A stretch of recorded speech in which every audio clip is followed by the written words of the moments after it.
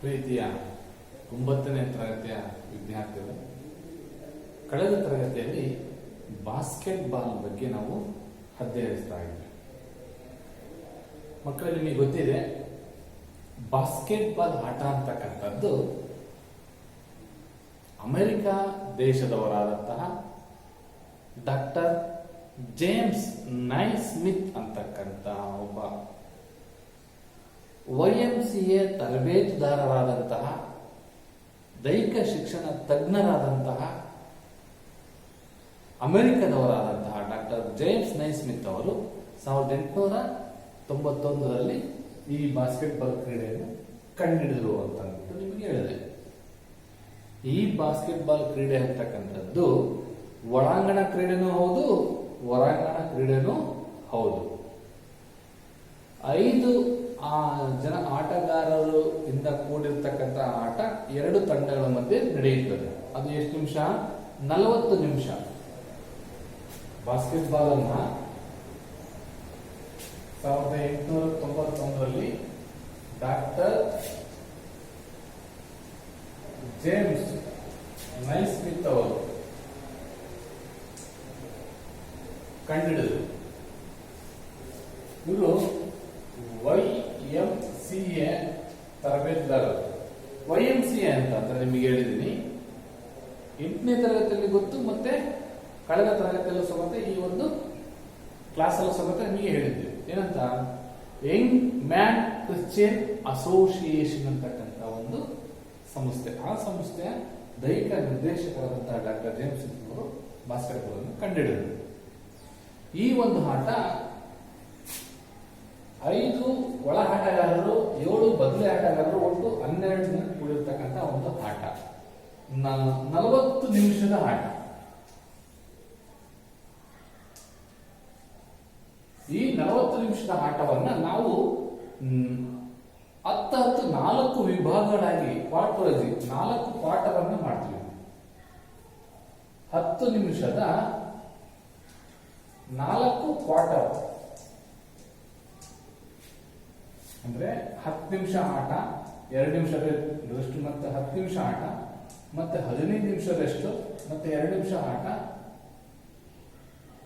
10 ನಿಮಿಷ ಆಟ, 2 ನಿಮಿಷ ರೆಸ್ಟ್, ಮತ್ತೆ 10 ನಿಮಿಷ. ಸೊ ಈ ತರ 4 ಕ್ವಾರ್ಟರ್ ವೈಸ್ ಅಲ್ಲಿ ನಾವು ಆಟವನ್ನು ಆಡ್ತೀವಿ.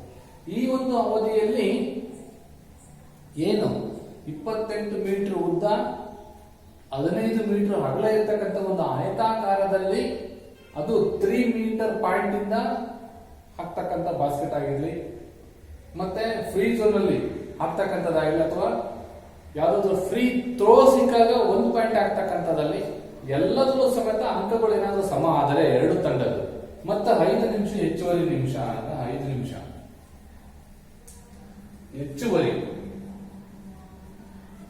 ಹೆಚ್ಚುವರಿ ಆಟವನ್ನು ಆಡಲಾಗುತ್ತದೆ.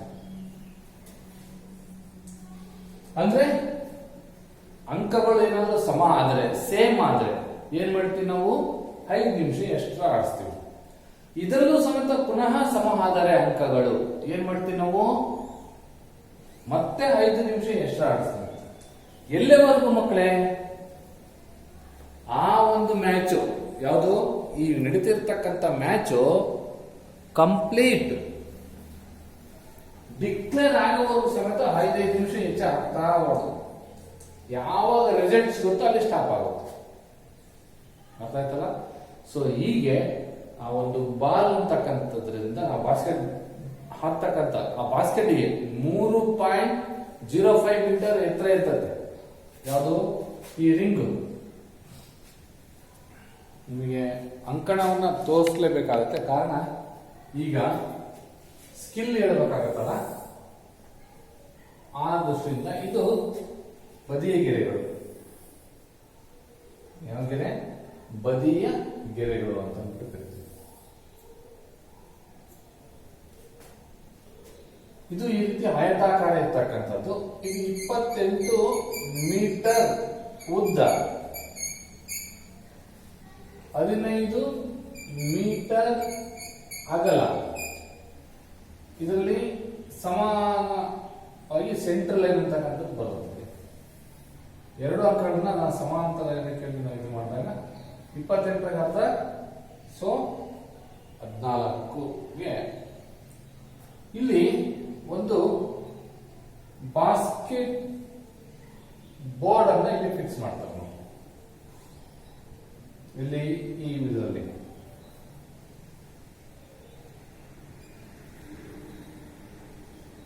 ಇದ್ರೊಳಗೆ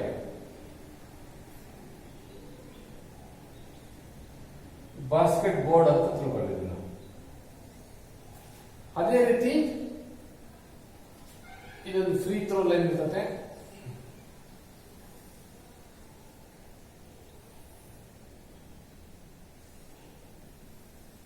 ಇದು 3 ಮೀಟರ್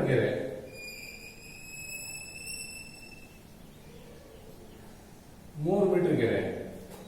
ಅದೇ ರೀತಿ ಇಲ್ಲಿಯೂ ಅಷ್ಟೇನೆ ಸೇಮ್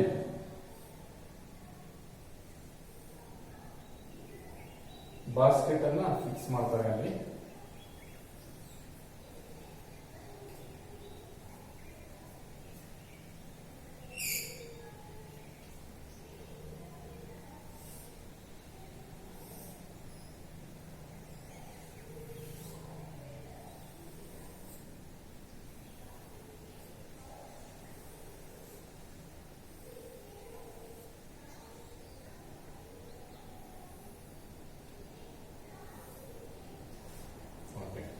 ಈ ಲೈನ್ ಇಂದ ಡೈರೆಕ್ಟ್ ಈ ಒಂದು ಬಾಸ್ಕೆಟ್ ಹಾಕಿದ್ರೆ ಇದನ್ನ ನಾವು ಹೇಳ್ತೀವಿ 3 ಅಂಕದ ಗೆರೆ. ಇದು ಅಷ್ಟೇ 3 ಅಂಕದ ಗೆರೆ ಅಂತ. ಇದ್ರೊಳಗಿಂದ ಹಾಕಿದ್ರೆ 2 ಅಂಕ. ಈ ಫ್ರೀ ಥ್ರೋ ಲೈನ್ ಮೇಲೆ ನಿಂತ್ಕೊಂಡು ಬಾಸ್ಕೆಟ್ ಹಾಕಿದ್ರೆ ಅಂತಂದ್ರೆ 1 ಅಂಕ. ಇಲ್ಲೊಂದು ಸರ್ಕಲ್ ಇರ್ತದೆ ಸ್ಟಾರ್ಟಿಂಗ್.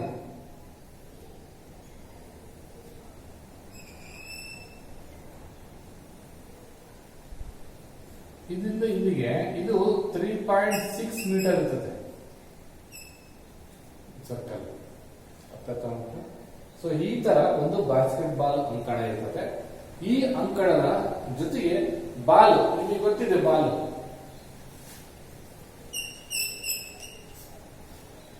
ಬಾಲ್ ಅಂತಕ್ಕಂಥದ್ದು ಪುರುಷರಿಗೆ ಸಪರೇಟ್ ಇರ್ತದೆ, ಮಹಿಳೆಯರಿಗೆ ಸಪರೇಟ್ ಇರ್ತದೆ. ಎಷ್ಟಿರ್ತದಪ್ಪ ಅಂತಂದ್ರೆ ಬಾಲು ನಿಮಗೆ ಗೊತ್ತಿರೋ ಹಾಗೆ ಪುರುಷರಿಗಾದ್ರೆ 567 ಗ್ರಾಮ್ನಿಂದ 650 ಗ್ರಾಮ್ ತೂಕ ಇರುತ್ತೆ. 567ರಿಂದ 650 ಗ್ರಾಮ್ ತೂಕ ಮೆನ್ ಸೆಕ್ಷನ್ಗೆ. ಅದೇ ವುಮೆನ್ ಸೆಕ್ಷನ್ಗೆ 510ರಿಂದ 567 ಗ್ರಾಮ್ ತೂಕ ಇದೆ.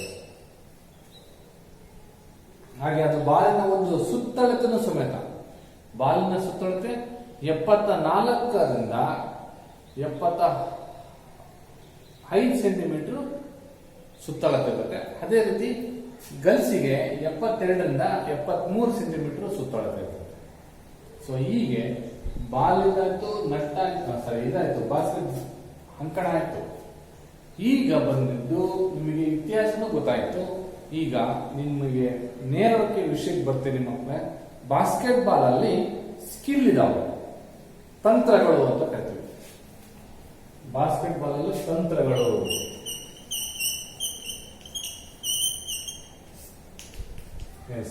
ಈ ತಂತ್ರಗಳಲ್ಲಿ 2 ವಿಧಗಳು. ಬಾಸ್ಕೆಟ್ ಬಾಲ್ ಅಲ್ಲಿ ಯಾವುದೇ ಒಂದು ಇದರಲ್ಲಿ 2 ತಂತ್ರಗಳು, ಒಂದು ಅಫೆನ್ಸಿವ್, ಒಂದು ಡಿಫೆನ್ಸಿವ್ ಅಂತಕ್ಕಂಥದ್ದು. ಅದರಲ್ಲಿ ಮೇನು ಆಕ್ರಮಣ ತಂತ್ರಗಳು ಅಂತ ಬಿಟ್ಟು ಹಾಕ್ತಾರೆ. ಆಕ್ರಮಣ ತಂತ್ರಗಳು ಅಂದ್ರೆ ತಂತ್ರಗಳಂತಂದ್ರೆ ಸ್ಕಿಲ್ ಅಂತ.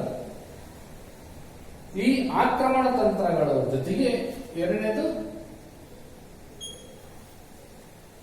ರಕ್ಷಣಾತ್ಮಕ ತಂತ್ರಗಳು.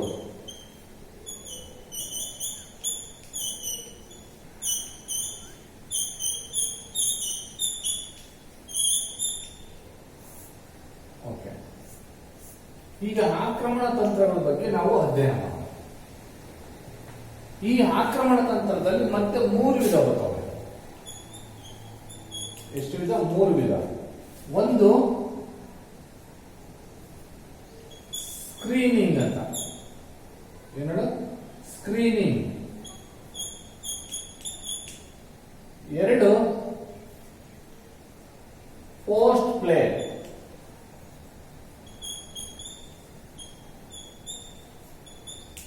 3 ಫಾಸ್ಟ್ ಬ್ರೇಕ್.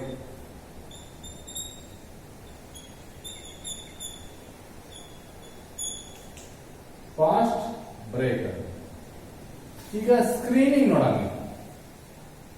ವಿಷಯ ಏನ್ ಹೇಳ್ತಿದೆ ಸ್ಕ್ರೀನಿಂಗ್ ಅಂದ್ರೆ, ರಕ್ಷಣಾ ಆಟಗಾರ ವ್ಯಕ್ತಿಯನ್ನು ರಕ್ಷಣೆ ಮಾಡುತ್ತಿರುವ ಸಂದರ್ಭದಲ್ಲಿ ಎದುರಾಳಿ ತಂಡದ ಆಟಗಾರರ ಆಕ್ರಮಣ ತಂಡ ಏನಿದೆಯಲ್ಲ ಆ ತಂಡದ ಸದಸ್ಯನಿಗೆ ಅಂದ್ರೆ ತನ್ನ ತಂಡದ ಸದಸ್ಯರಿಗೆ ಅಥವಾ ಆಟಗಾರರಿಗೆ ಸಹಕಾರಿಯಾಗುವ ರೀತಿಯಲ್ಲಿ ಅಡ್ಡವಾಗಿ ನಿಲ್ಲುವುದೇ ಸ್ಕ್ರೀನಿಂಗ್.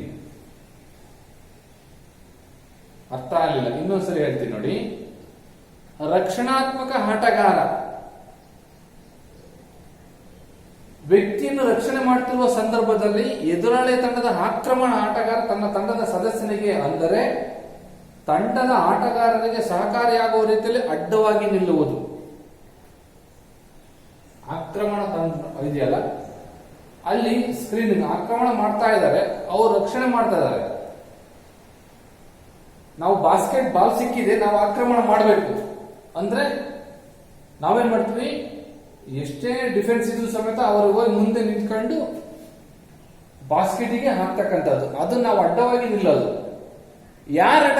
ನನಗೆ ಬಾಲ್ ಸಿಕ್ಕಿದಲ್ಲ, ನನ್ನ ಸಹ ಆಟಗಾರನು, ನಮ್ಮ ಸಹ ಆಟಗಾರರು 5 ಜನ ಏನ್ ಪ್ಲೇಯರ್ಸ್ ಇರ್ತಾರಲ್ಲ ಒಳಗೆ, ಒಬ್ಬನ ಹತ್ರ ಬಾಲ್ ಇದೆ, ಇಲ್ಲಿ 5 ಜನ ಇಲ್ಲಿದೆ,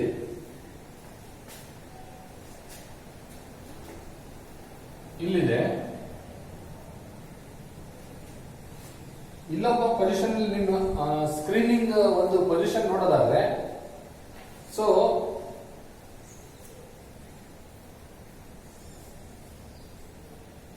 ಇಲ್ಲೊಬ್ಬಿದ್ದಾರೆ ಅಂದ್ಕೊಳ್ಳಿ, ಇವರು ಆಕ್ರಮಣ ಆಟಗಾರರು.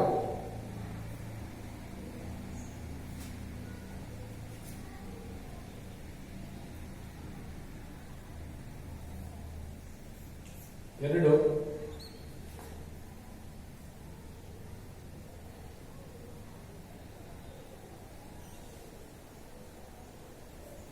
ಮೂರು ನಾಲ್ಕು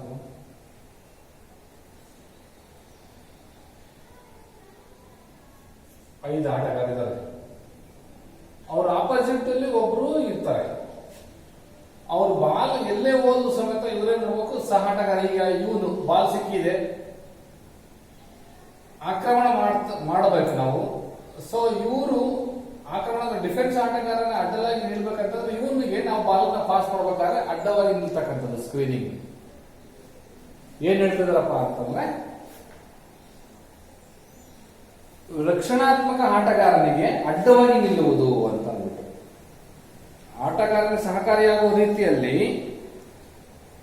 ವ್ಯಕ್ತಿಯನ್ನ ರಕ್ಷಣೆ ಮಾಡ್ತಿರುವ ಸಂದರ್ಭದಲ್ಲಿ ಎದುರಾಳಿ ತಂಡದ ಆಕ್ರಮಣ ಆಟಗಾರ ತನ್ನ ಸದಸ್ಯನಿಗೆ, ತಂಡದ ಸದಸ್ಯನಿಗೆ ಸಹಕಾರಿಯಾಗುವ ರೀತಿಯಲ್ಲಿ ನಿಲ್ಲೋದನ್ನು ನಾವು ಸ್ಕ್ರೀನಿಂಗ್, ಅಡ್ಡವಾಗಿ ನಿಲ್ಲೋದನ್ನು ಸ್ಕ್ರೀನಿಂಗ್ ಅಂತ ಕರೀತೀವಿ. ಎರಡನೇದಾಗಿ ಪೋಸ್ಟ್ ಪ್ಲೇ. ಏನ್ ಪೋಸ್ಟ್ ಪ್ಲೇ ಅಂತಂದ್ರೆ, ನಿರ್ಬಂಧಿತ ಏರಿಯಾದ ಮೇಲ್ಭಾಗದಲ್ಲಿ ನಿಂತು, ಇದು ನಿರ್ಬಂಧಿತ ಏರಿಯಾ ಒಳಗೆ, ಈ ಒಂದು ಏರಿಯಾದಲ್ಲಿ ನಿಂತು ತನ್ನ ತಂಡದ ಸದಸ್ಯರಿಗೆ ಎದುರಾಳಿ ತಂಡದವರಿಂದ ತಪ್ಪಿಸಿ ಯಶಸ್ವಿಯಾಗಿ ಬಾಸ್ಕೆಟ್ ಮಾಡಲು ಸಹಕಾರಿಯಾಗುವುದಕ್ಕೆ ಚೆಂಡನ್ನು ನೀಡುವುದೇ ಪೋಸ್ಟ್ ಪ್ಲೇ. ನಿರ್ಬಂಧಿತ ಏರಿಯಾದಲ್ಲಿ ನಿಂತು ತನ್ನ ತಂಡದ ಸಹ ಆಟಗಾರರಿಗೆ ಎದುರಾಳಿ ತಂಡದಿಂದ ಬಾಲ್ ಅನ್ನು ಕಸಿದು, ಅಂದ್ರೆ ಅವರಿಗೆ ಸಿಗದ ಹಾಗೆ ತಪ್ಪಿಸಿ ಯಶಸ್ವಿಯಾಗಿ ಬಾಸ್ಕೆಟ್ ಮಾಡಲು ಸಹಕಾರಿಯಾಗುವಂತೆ ಮಾಡುವುದೇ ಪೋಸ್ಟ್ ಪ್ಲೇ ಅಂತ. ಇದರಲ್ಲಿ ಎರಡು ವಿಧ, ಒಂದು ಹೈ ಪೋಸ್ಟ್ ಪ್ಲೇ, ಇನ್ನೊಂದು ಲೋ ಪೋಸ್ಟ್ ಪ್ಲೇ ಅಂತ ಕರೀತಾರೆ. ಹೈ ಪೋಸ್ಟ್ ಪ್ಲೇ ಅಂತಂದ್ರೆ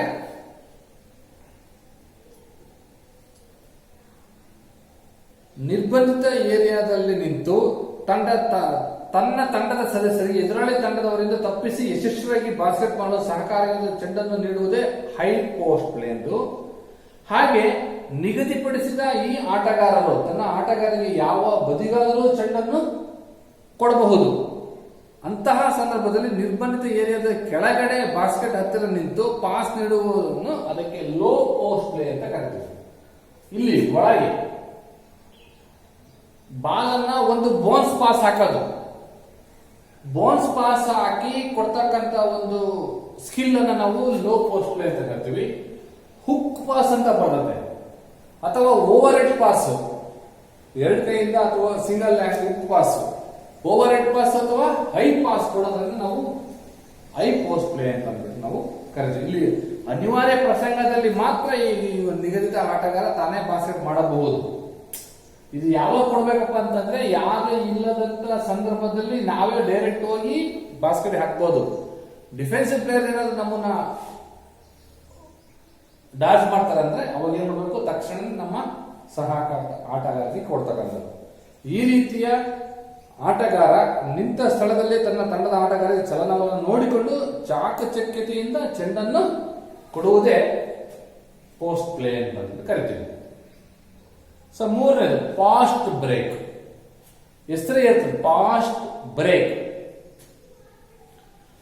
ಆಕ್ರಮಣ ಆಟಗಾರ ಆಕ್ರಮಣ ವಿಫಲವಾದಾಗ ಅವನು ತಮ್ಮ ರಕ್ಷಣಾತ್ಮಕ ಸ್ಥಳದಲ್ಲಿ ಸೆಟ್ ಆಗುವ ಮುನ್ನ ಬಾಸ್ಕೆಟ್ ಬಾಲ್ ಅನ್ನು ವೇಗವಾಗಿ ಮುಂದೆ ಸಾಗಿಸುವುದಕ್ಕೆ ಫಾಸ್ಟ್ ಬ್ರೇಕ್ ಎನ್ನುವುದು.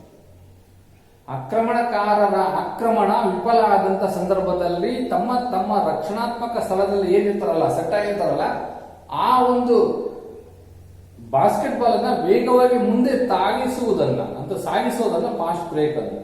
ಇಲ್ಲಿ ರಭಸವಾಗಿ ಎದುರಾಳಿ ತಂಡದ ಬಾಸ್ಕೆಟ್ ನಡೆಗೆ ಮುನ್ನುಗ್ಗುವುದು, ವ್ಯಕ್ತಿ ರಕ್ಷಣೆ ಆಡುವಾಗ ಈ ತಂತ್ರ ಅನುಕೂಲ ಆಗುತ್ತೆ. ಹೆಂಗಪ್ಪ ಅಂತಂದ್ರೆ ಮ್ಯಾನ್ ಟು ಮ್ಯಾನ್ ಡಿಫೆನ್ಸ್ ಇದ್ದಂತ ಸಂದರ್ಭದಲ್ಲಿ ನಾನು ಎಲ್ಲೇ ಹೋದ್ರು ಬಾಲ್ ಡ್ರಿಬ್ಲಿಂಗ್ ಮಾಡ್ಕೊಂಡು ಎಲ್ಲೇ ಹೋದ್ರು ಸಮೇತ ಅವರು ಡಿಫೆನ್ಸ್ ಮಾಡ್ತಾ ಇರ್ತಾರೆ. ಅವಾಗ ನಾವು ಡ್ರಿಬ್ಲಿಂಗ್ ಮಾಡ್ಕೊಂಡು ಓಡೋದ್ರು ಸಮೇತ, ಬೇಗ ಹೋದ್ರು ಸಮೇತ ಅವ್ರೇನ್ ಮಾಡ್ತಾರೆ, ಮುಂದೆ ಬಂದ ತಕ್ಷಣ ಫಾಸ್ಟ್ ಬ್ರೇಕ್ ಹಾಕಿ ನಾವು ಪಿವಟ್ ಆಗೋದು, ಬಾಲ್ ಹಿಡಿದು ಪಿವಟ್ ಆಗೋದು, ನಮಗೆ ಸಹ ಆಟಗಾರರಿಗೆ ಪಾಸ್ ಕೊಡೋದು, pass, chest pass, bounce pass ಯಾವ್ದು, ಇದನ್ನ ಫಾಸ್ಟ್ ಬ್ರೇಕ್ ಅಂತ ಕರೀತಾರೆ. ಅರ್ಥ ಆಯ್ತಲ್ಲ? ತಂತ್ರಗಳಲ್ಲಿ ಎರಡು ವಿಧ, ಒಂದು ರಕ್ಷಣಾತ್ಮಕ ತಂತ್ರ, ಒಂದೊಂದು ಆಕ್ರಮಣ ತಂತ್ರ. ಆಕ್ರಮಣ ತಂತ್ರದಲ್ಲಿ ಮೂರು ವಿಧಗಳು ಬರ್ತವೆ, ಒಂದು ಸ್ಕ್ರೀನಿಂಗು, ಒಂದು ಫಾಸ್ಟ್ ಬ್ರೇಕ್, ಇನ್ನೊಂದು ಪೋಸ್ಟ್ ಪ್ಲೇ. ಪೋಸ್ಟ್ ಪ್ಲೇ ನಲ್ಲಿ ಹೈ ಪೋಸ್ಟ್ ಪ್ಲೇ ಮತ್ತು ಲೋ ಪೋಸ್ಟ್ ಪ್ಲೇ ಅಂತ ಬಿಟ್ಟು ಬರ್ತದೆ. ರಕ್ಷಣಾತ್ಮಕ ತಂತ್ರ. ಈ ರಕ್ಷಣಾತ್ಮಕ ತಂತ್ರಗಳನ್ನ ನಾವು ವ್ಯಕ್ತಿ ರಕ್ಷಣೆ ಅಂತ ಕರಿತೀವಿ. ರಕ್ಷಣಾತ್ಮಕ ತಂತ್ರದಲ್ಲಿ ಎರಡು ವಿಧ, ಒಂದು ವ್ಯಕ್ತಿ ರಕ್ಷಣೆ,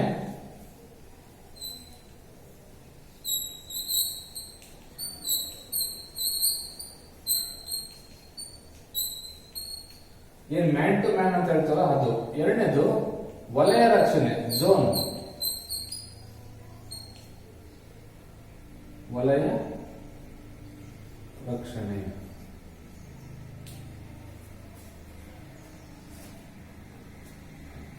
ಇವರಿಗೆ ಇವ್ರು ಡಿಫೆನ್ಸ್ ಇರ್ತಾರೆ, ರಕ್ಷಣೆ ಇವ್ರು ಡಿಫೆನ್ಸ್ ಇರ್ತಾರೆ, ಇವರಿಗೆ ಇವ್ರು ಡಿಫೆನ್ಸ್, ಸೊ ಇವ್ರು ಡಿಫೆನ್ಸ್, ಇವರಿಗೆ ಈ ರೀತಿ ಮ್ಯಾನ್ ಟು ಮ್ಯಾನ್ ಇರ್ತಾರೆ.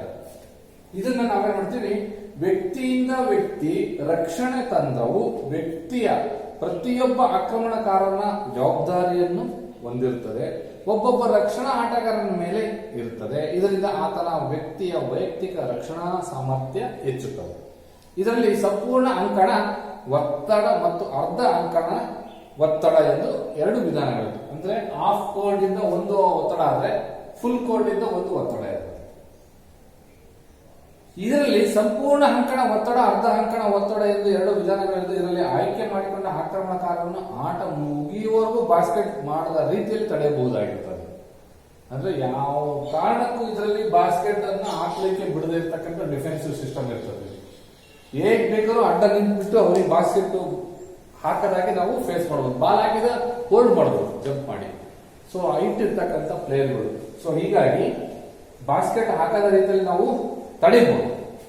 ಆಟಗಾರರಿಗೆ ಯಾವುದೇ ಕ್ಷೇತ್ರ ಅಥವಾ ಸ್ಥಾನದಿಂದ ಆಟವಾಡಲು ಅನುಮತಿ ಇದೆ, ಆದರೂ ಸಾಮಾನ್ಯ ಅನುಸರಿಸಬೇಕಾದ ತಂತ್ರಗಳನ್ನು ನಾವು ಅನುಸರಿಸಲೇಬೇಕಾಗುತ್ತೆ.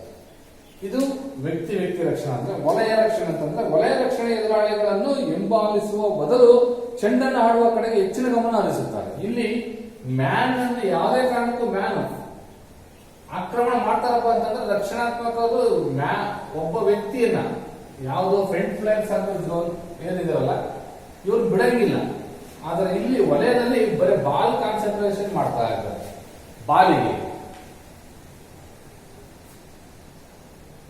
ಬಾಲನ್ನು ಚೆಂಡು ಆಡುವ ಕಡೆಗೆ ಹೆಚ್ಚು ಗಮನ ಹರಿಸುತ್ತಾ ಪ್ರತಿಯೊಬ್ಬ ರಕ್ಷಣಾ ಆಟಗಾರ ಏನ್ ಮಾಡ್ತಾರಪ್ಪ ಅಂತಂದ್ರೆ ತಮಗೆ ನಿಗದಿಪಡಿಸಿರ್ತಕ್ಕಂಥ ವಲಯದಲ್ಲಿ ಚೆಂಡನ್ನು ಅನುಸರಿಸುತ್ತಾ ಚಲಿಸ್ತಾರೆ. ನಿಗದಿಪಡಿಸಿರ್ತಾರೆ ಆ ಒಂದು ವಲಯ ಮಾತ್ರ ಅವರು ಅನುಸರಿಸ್ತಾ ಇರ್ತಾರೆ. ಈ ರೀತಿ ಮಾಡ್ಕೊಂಡಿರ್ತಾರೆ. ಇದು ವಲಯ ರಕ್ಷಣೆ ಅಂತ ನಾವು ಕರಿತೀವಿ. ಇದು ರಕ್ಷಣಾತ್ಮಕ ತಂತ್ರದಲ್ಲಿ ಬರ್ತಕ್ಕಂಥ ಒಂದು ಸ್ಕಿಲ್. ಒಟ್ಟು ಮೇನ್ 2 ಸ್ಕಿಲ್, ಒಂದು ಆಕ್ರಮಣ, ಒಂದು ರಕ್ಷಣೆ. ಆಕ್ರಮಣದಲ್ಲಿ 3 ಸ್ಕಿಲ್: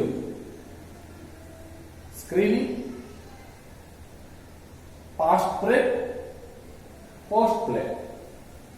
ರಕ್ಷಣಾತ್ಮಕದಲ್ಲಿ ವ್ಯಕ್ತಿ ರಕ್ಷಣೆ, ವಲಯ ಮತ್ತು ವಲಯ ರಕ್ಷಣೆ. ಅರ್ಥ ಆಯ್ತು ಅಂದ್ಕೊಂಡಿದ್ದೀನಿ. ಸೊ ಇದು ಈ ಬಾಸ್ಕೆಟ್ ಬಾಲ್ ಅಲ್ಲಿ ಬರ್ತಕ್ಕಂತಹ ಸ್ಕಿಲ್ಗಳು. ಹಾಗಾದ್ರೆ ಒಬ್ಬ ಬಾಸ್ಕೆಟ್ ಬಾಲ್ ಪ್ಲೇಯರ್ ಆಗ್ಬೇಕಂದ್ರೆ ಏನೇನಿರಬೇಕು ಅರ್ಹತೆಗಳು?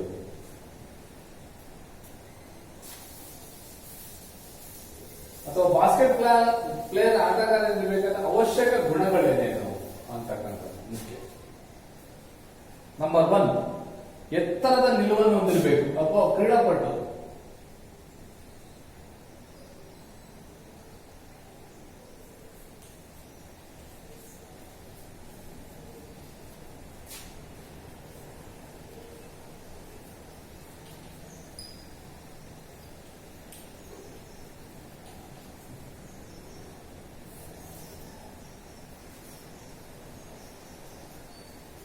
ಎತ್ತರ ಇರಬೇಕು.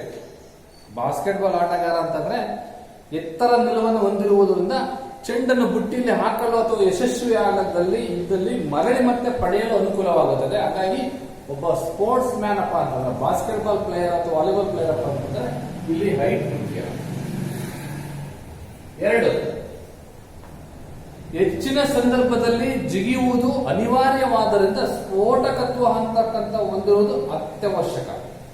ಎಕ್ಸ್ಪ್ಲೋಸಿವ್ ಪವರ್ ಅಂತ ಅಂದ್ಬಿಟ್ಟು ಕರಿತೀವಿ. ಅದಕ್ಕೆ ಸ್ಫೋಟಕತ್ವ ಅಂತಕ್ಕಂಥದ್ದು ಬಹಳ ಮುಖ್ಯ.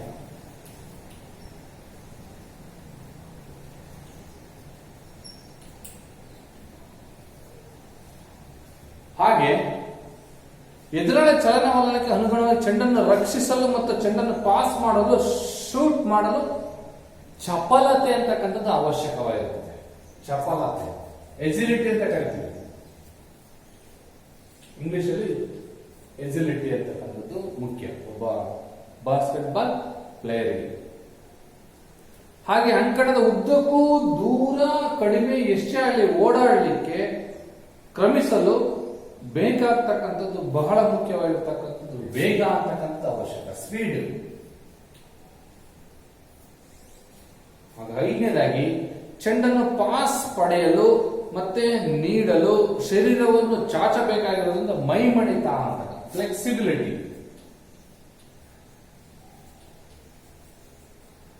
ಮೈಮಣಿತ ಅಂತಕ್ಕಂಥದ್ದು ಬೇಕು. ಹಾಗೆ ಚೆಂಡನ್ನು ಬುಟ್ಟುಳಿಗೆ ಯಶಸ್ವಿಯಾಗಿ ತೂರಿ ಅಂಕ ಗಳಿಸಲು ಕಣ್ಣು ಮತ್ತು ಕೈಗಳ ಸಂಯೋಜನೆ ಅಂತಕ್ಕಂಥದ್ದು ಅವಶ್ಯಕ. ಅದಕ್ಕೆ ನ್ಯೂರೋಮಸ್ಕ್ಯುಲರ್ ಕೋಆರ್ಡಿನೇಷನ್ ಅಂತ ಕರೀತೀವಿ. ನರಸ್ನಾಯುಗಳ ಸಂಯೋಜನೆ.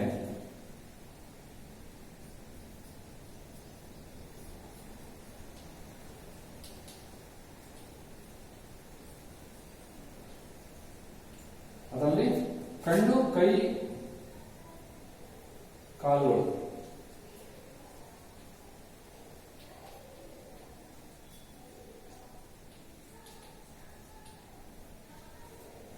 ಹಾಗೆ ಕೊನೆಯದಾಗಿ ಯಶಸ್ವಿಯಾಗಿ ಬುಟ್ಟಿಗೆ ಹಾಕಲು ಚೆಂಡನ್ನ ಅಂಕ ಗಳಿಸಲು ನಿಖರತೆ ಅಂತಕ್ಕಂಥದ್ದು ಪರ್ಫೆಕ್ಷನ್.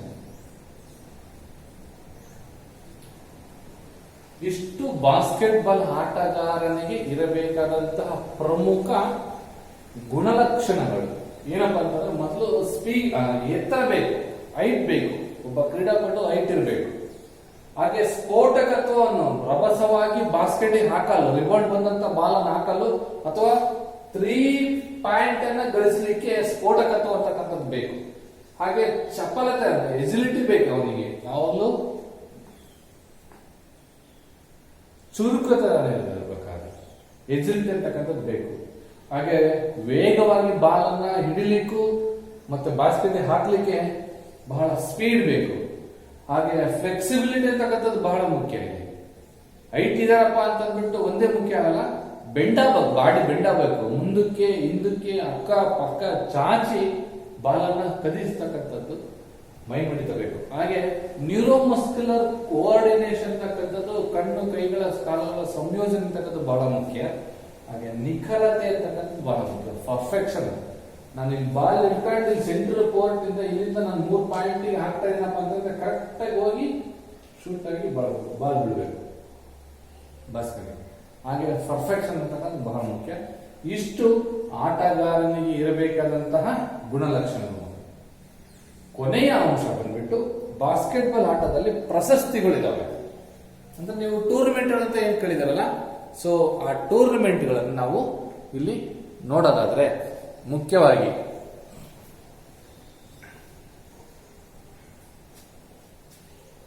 ಈ ಬಾಸ್ಕೆಟ್ಬಾಲ್ ನ ಟೂರ್ನಮೆಂಟ್ಗಳು ರಾಷ್ಟ್ರೀಯ ಮತ್ತು ಅಂತಾರಾಷ್ಟ್ರೀಯ ಮಟ್ಟದಲ್ಲಿ ಗಣನೀಯ ಸಾಧನೆಗೈದಂತಹ ಬಾಸ್ಕೆಟ್ಬಾಲ್ ಆಟಗಾರರಿಗೆ ಭಾರತ ಸರ್ಕಾರ ಅರ್ಜುನ ಪ್ರಶಸ್ತಿಯನ್ನು ನೀಡಿ ಗೌರವಿಸುತ್ತದೆ.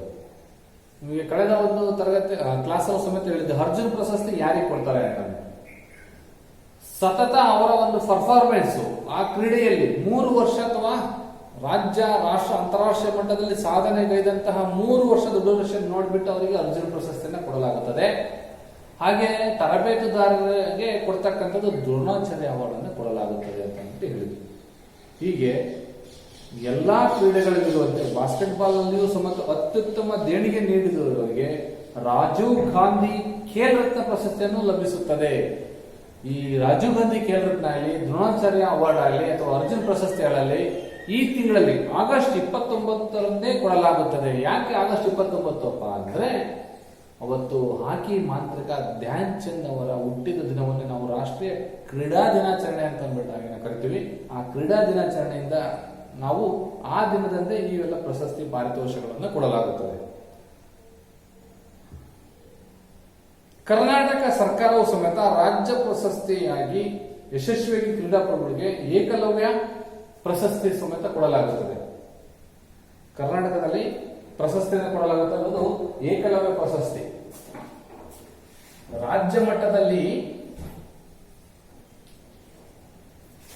ಮಟ್ಟದಲ್ಲಿ ಏಕಲವ್ಯ ಪ್ರಶಸ್ತಿ ಆದ್ರೆ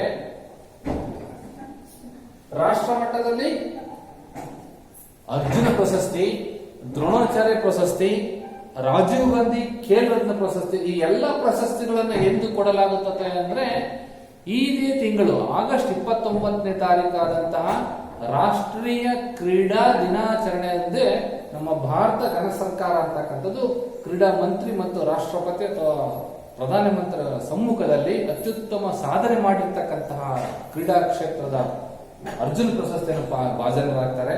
ಹಾಗೆ ತರಬೇತುದಾರರಿಗೆ ಕೊಡ್ತಕ್ಕಂಥದ್ದು ದ್ರೋಣಾಚಾರ್ಯ ಪ್ರಶಸ್ತಿ ಆಗಿರುತ್ತದೆ. ನಮ್ಮ ರಾಜ್ಯದಲ್ಲೂ ಸಮೇತ ಮುಖ್ಯಮಂತ್ರಿ ಅಥವಾ ರಾಜ್ಯಪಾಲರು ಸಮೇತ ಏಕಲವ್ಯ ಪ್ರಶಸ್ತಿಯನ್ನು ಕೊಡಲಾಗುತ್ತದೆ ಅಂತ ಅಂದ್ಬಿಟ್ಟು ಹೇಳಲಾಗುತ್ತದೆ. ಹಾಗೆ ಈ ಒಂದು ಬಾಸ್ಕೆಟ್ಬಾಲ್ ಪ್ರಶಸ್ತಿಯಲ್ಲಿ ಪಂದ್ಯಾಟಗಳು ಬರ್ತವೆ. ಕ್ರೀಡಾ ಪ್ರಶಸ್ತಿ ಯಾವ್ಯಾವ ಅಂತಂದ್ರೆ ಫೀಬಾ ಅಂತ ಬಂತು,